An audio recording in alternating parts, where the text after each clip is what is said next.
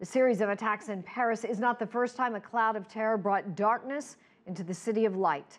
CCTV's Jim Spellman looks back at previous attacks in the West carried out or inspired by ISIL.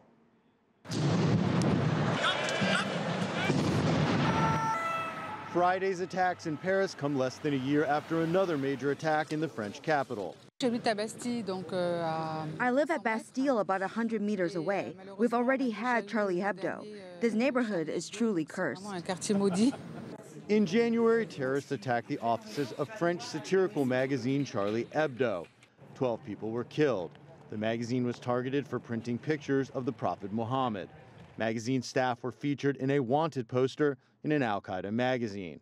The attackers, brothers with known extremist ties, were later killed by police after a nationwide manhunt. As authorities circled in, a kosher grocery store in a suburb of Paris was also attacked. The gunman in that incident spoke to a reporter on the phone. Est-ce que vous êtes en lien avec les deux frères qui ont fait l'opération à Charlie Hebdo? Have you synchronized the attacks against Charlie Hebdo? Yes, we have synchronized the attacks. 4 hostages were killed before police stormed the market and killed the gunman. Those attacks were among many in the West in recent years. A 2014 siege of a Sydney, Australia cafe left 2 hostages and a gunman dead. 2 Al-Qaeda-inspired terrorists killed an off-duty British soldier on the streets of London in 2013. And earlier that same year, the Boston Marathon bombings left 3 people dead. The latest attack is bigger and bolder than those in the past. We've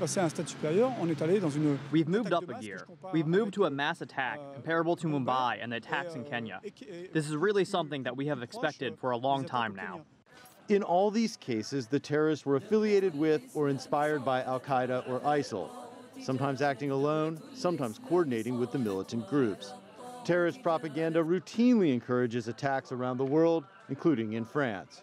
If you're sincere to Allah in your worship and in your creed and are unable to make hijrah, then operate within France. Terrorize them and do not allow them to sleep due to fear and horror.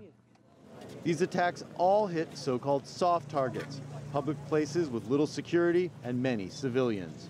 The sites that were hit were places where Parisians like to go out, where the youth of Paris like to go on the weekend at night, so the idea was to hurt that freedom.